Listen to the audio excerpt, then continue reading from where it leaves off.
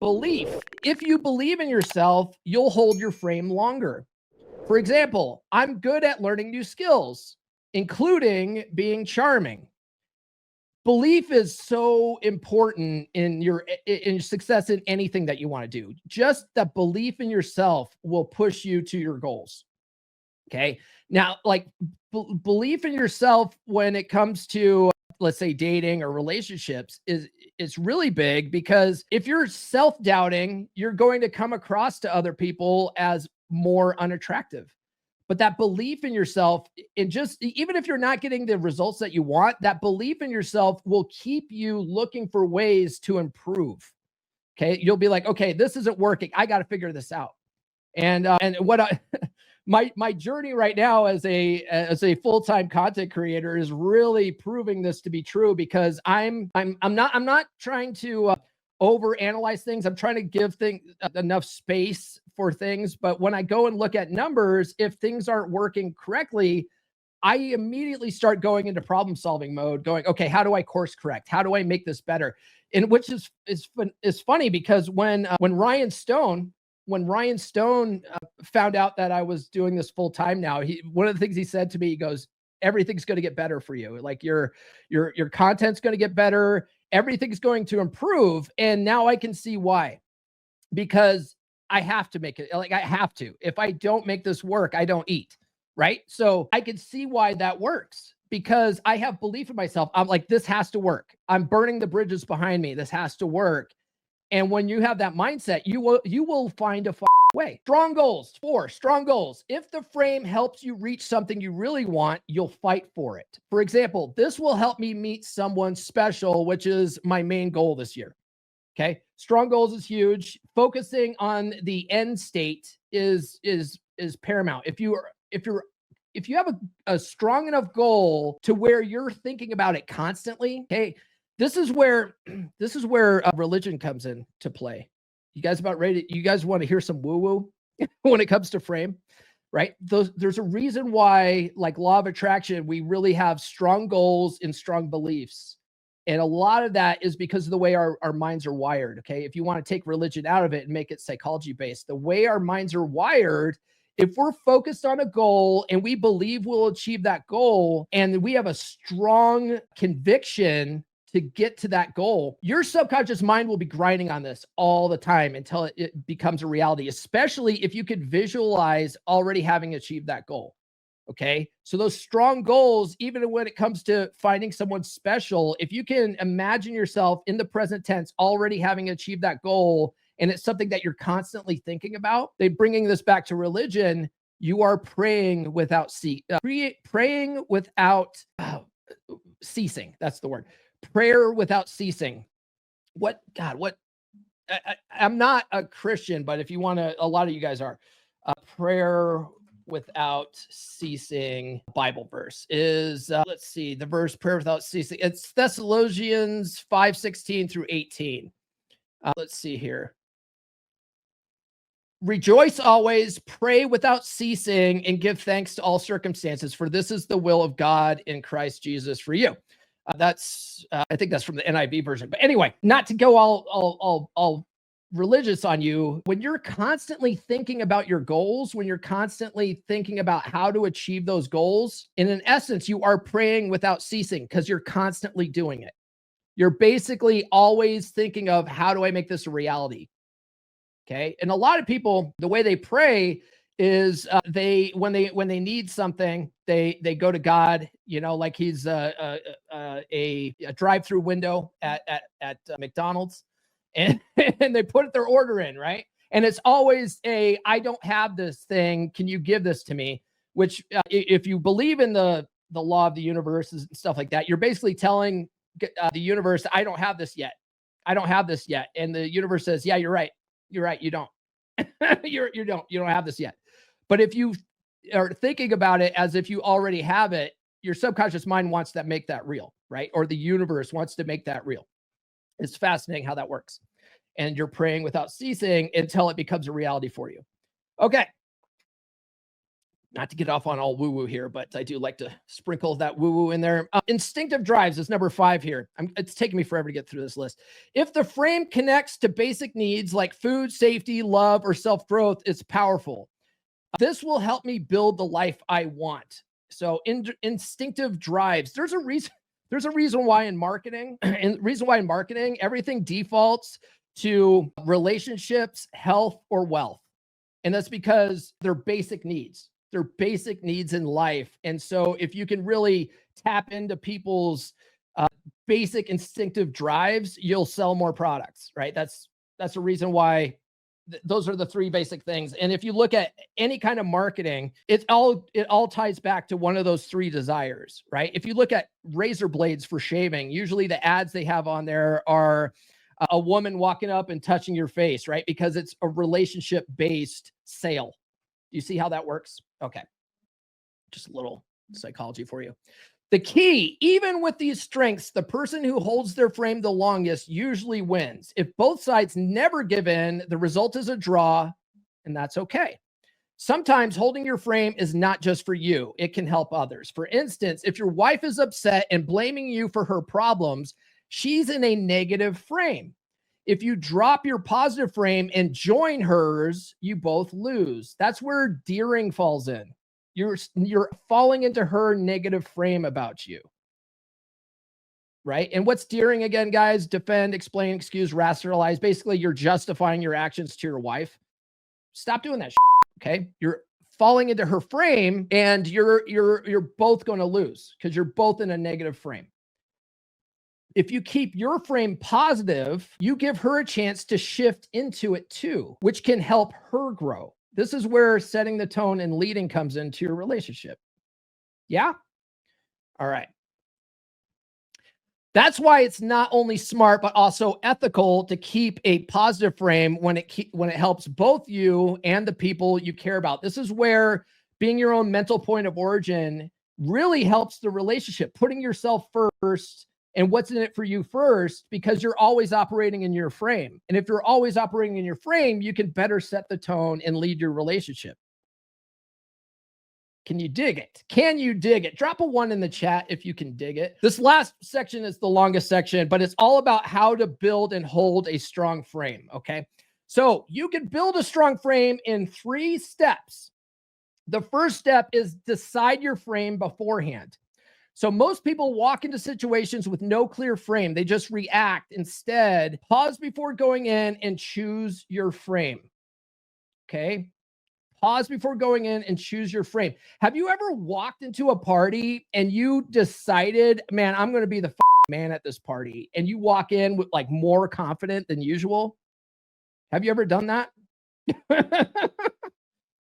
It's because you're deciding your frame beforehand. Okay, so you can practice by picking a frame for small moments, right? Going to the store. How are you going to act in that store? Walking the dog, talking to a cashier. What kind of frame are you going to be in when you do this?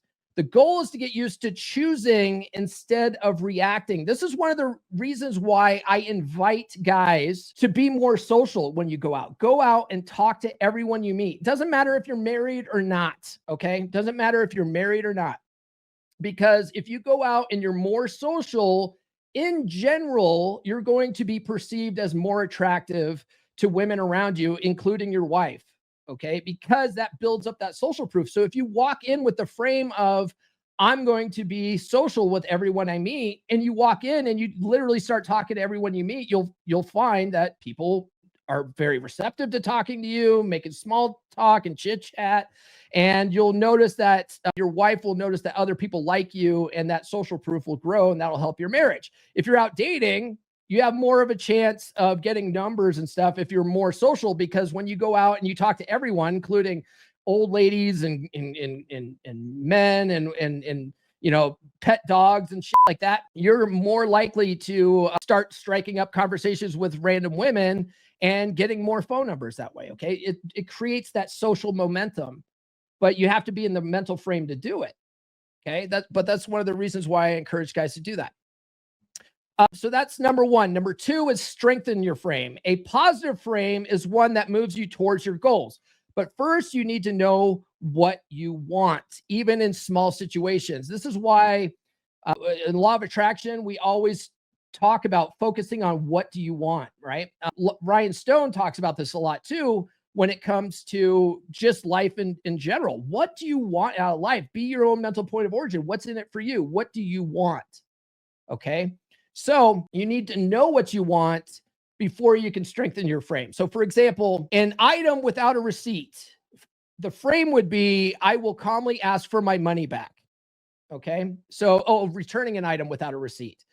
Your frame is I will calmly ask for my money back. I think this guy got that from When I Say No, I Feel Guilty, because that guy, there's a story in When I Say No, I Feel Guilty where a guy's trying to return his meat. I think he actually had the receipt though, but he had to like continuously do broken record in order to get his money back. But anyway, an argument with your wife, the frame, I will stand by my point because I believe I'm right. Now, a lot of guys will do this in the wrong way. Okay. They're standing by their point. So they start defending their point, explaining their point, rationalizing their point, excusing why they're doing what they're doing. Like all that kind of stuff puts you at a one down position from you. So a better thing to say would be don't argue with your wife. There's nothing to argue about. You're right. If you're right, what's to argue about? You already know you're right. Okay. That's where Luca comes into play, because you allow your wife to sort of get off her chest whatever she's feeling, but you're still right. But at least she feels heard and understood about it. Right. That's why that works better, because you're still operating in your frame. A day with the kids. The frame is I will have fun no matter what, which is sometimes hard to do with kids because kids can be challenging if you're in the wrong frame. But if you're in the frame of I'm going to have fun with these little bastards, it's fun. Kids can be a great fun, right? I'm having a lot of fun right now. My teenage son and I, we're basically like a couple of bachelors every other week, because my oldest daughter, she's off at college, so she's not here anymore. And I get my son every other week. And so it's just like a couple of the bros hanging out now, and he's 16. And so he'll be like, hey man, I'm going to Walmart. You want to hang out with me? It's kind of cool. It's like, yeah, I'll go hang out with you, kid. All right. Make the goal something you control. Don't make your success depend on someone else's choice. Small wins build your confidence. If you've been losing frame often, start with easy wins you can control. So to make frame stronger, gather evidence for it. So social proof. Who agrees with you? Look for people who agree with you. The thing is that our reticular activating system works in a way where if we're looking for something, we're basically telling our brain, this is important to me, point this out.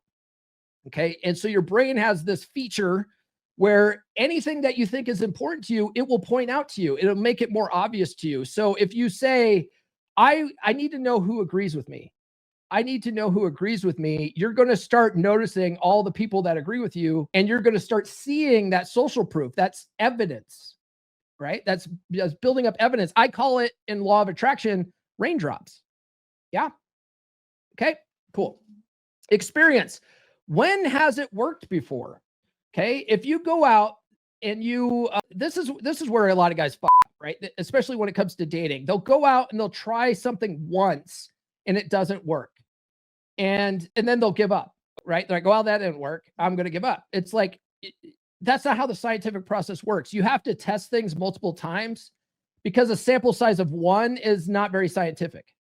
You have to try it on at least 10 girls. Okay. And then if 9 of them don't like what you're doing, 1 does. Okay. Maybe this doesn't work. Right. But if I go out and try this thing and 8 of the girls liked it and 2 didn't, okay, it works. It does work. These 2 women are just bitches, right? Like that's where experience comes in. Belief. What do you know is true? What do you know is true? And here's the thing. If you think like you can't do something, or something won't work for you necessarily, or like if it works for all these other guys, but not me, that's a self-limiting belief. So you also have to question what is true. What is true? Because if you look around and you see that someone else is doing something, what one man can do, any man can do. And if you think you can't do that, that's identifying a self-limiting belief. So you got to be careful with this one.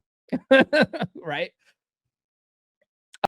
But it does help if you know something to be true because of past experience, which goes back to the last one. If past experience shows you this is true, you can lean on that truth. Yeah? Okay. Strong goals. What will help you achieve those goals? That's a process too where if you have there's A, B, and C type goals. If you have a C type goal, which is something you've never achieved before, and you have no idea how to do it, it will be hard to come up with ideas on what will help you achieve that goal.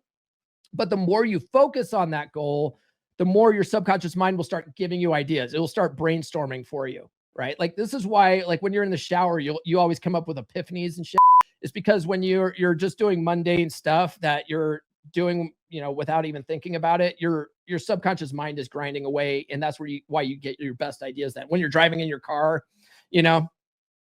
And then instinctive drives. How does it meet a basic need? Okay, that will help you as well. The more reasons you have to believe your frame, the easier it will be to hold. And then 3, man, I spent a long time on number 2. 3, internalize and practice. Holding your frame in the moment takes practice, just like building a muscle. Here are some practice ideas.